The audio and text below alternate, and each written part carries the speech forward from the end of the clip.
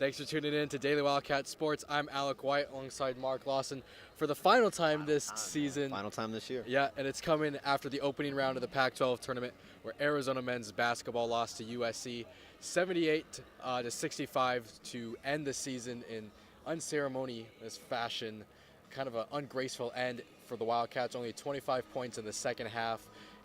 We thought it was going to be really close, tied at 40 going into halftime, but Wildcats just came out flat and couldn't score a bucket in the second half. It was just kind of the tail of their season. I felt like, they played well in stretches, but, Arizona for the most part this year has only been able to really compete with teams, I feel like, for about 25, 30 minutes this year. Those last kind of 5 to 10 minutes of their season, they kind of just fall off, and they don't have the offense or the players to compete with some of these teams. They got back into the game early in the first half. They made 6 straight baskets to kind of close out the half, and it took a little bit of a lead at 40 to 38. USC came back. Derek Thornton had 10 in the first half off the bench, which kind of surprised us. But second half, only 25 points, and then too much Benny Boatwright for USC. It was kind of the end of our season. Yeah, 22 points for Boatwright. He was getting anything he wanted. Jumpers, three-pointers, just nobody on Arizona could guard the senior from USC. For Arizona, Brandon Williams and Ryan Luther led the way scoring. Luther had 16 points, Williams with 3. The two probably main standouts, but a real disappointing performance from Arizona's Chase Jeter, still dealing with that leg injury, so understandably from him, he wasn't 100%, but just missing a lot of easy layups and dunks from him today. And then Brandon Randolph came off the bench. He was only 1 of 6. Justin Coleman was 2 of 6 from the field, so Arizona's key scorers really did not come to play today. I didn't know if maybe Randolph coming off the bench would get him going a little bit. Kind of a new look for Arizona. First time he's come off the bench. That's your leading scorer. So I thought maybe if they brought him off the bench, maybe it'd give us a little bit of spark. Maybe he'd play with a little bit of a chip on his shoulder, some momentum. Didn't come out, didn't shoot the ball well. Took a lot of those kind of weird contested mid-range jumpers he kind of likes to take. Didn't get much out of him or Chase Jeter, which I think was our downfall. One of the things we got to do, we got to go inside the locker room after the game to talk to the Wildcat players, and just kind of a somber tone in there, players hugging each other, knowing it's the end of the year. A lot of Justin Coleman and Ryan Luther won't be returning as their seniors, and maybe a couple other departures in terms of transfers or players going pro. That's yet to be determined, as none of the Arizona players, really made a declaration about their future. So we're kind of in limbo in terms of what the roster is going to look like next year. Yeah, very different from last season when after the Buffalo loss, a lot of guys, DeAndre Ayton and Alonzo Trier said, we're going pro. That, didn't leave any suspense to it this season. A lot of kind of question marks to be had as to, the offseason. It's going to be a long offseason, I think, for Arizona fans. I think a couple good things I did take out of the locker room is Brandon Williams seemed eager to kind of work with Nico Mannion next season, and then Chase Jeter also seemed eager to come back. He's working on a grad program, he said, so expect both of them to be back next season, which I think is key for Arizona. Brandon Randolph was the only other person that maybe you think could potentially maybe test the pro waters. He didn't give too much into that, and then I think potentially you could see Alex Barcelo or Deviner Dutrieve maybe explore a transfer, but they also didn't give much into that, so we will see.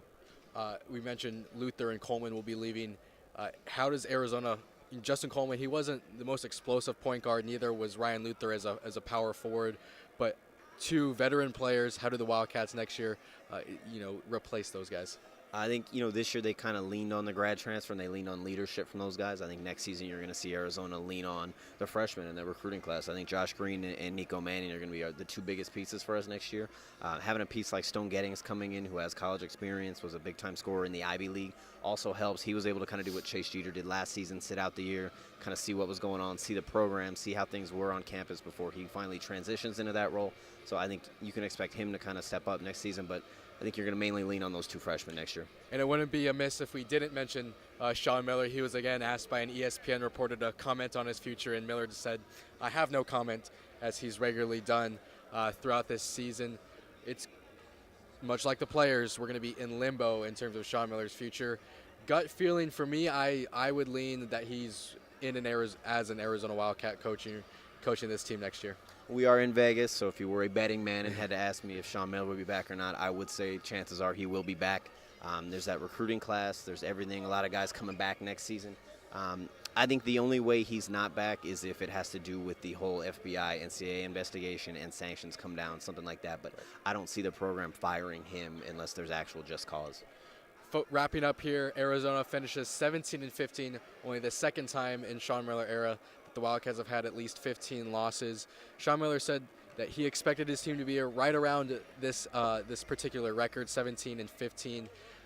going into this season, I think, that non-conference record Arizona getting out to 4-0 in Pac-12 play maybe kind of trick people's minds in terms of giving too much credit to this Arizona team as they really fell apart late in conference play. Yeah, kind of peaks and valleys. Injuries definitely didn't help when you have somebody like Brandon Williams miss 6 games right in kind of the stretch where Sean Miller said he was playing his best basketball. And then you also have Chase Jeter go down. He was kind of banged up the second half of the season.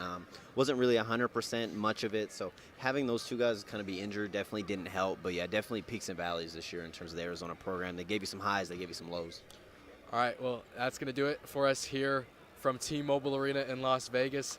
Signing off for the last time, Mark Lawson, Alec White. Thanks for tuning in all year to Daily Wildcat Hoops. We'll see you next year.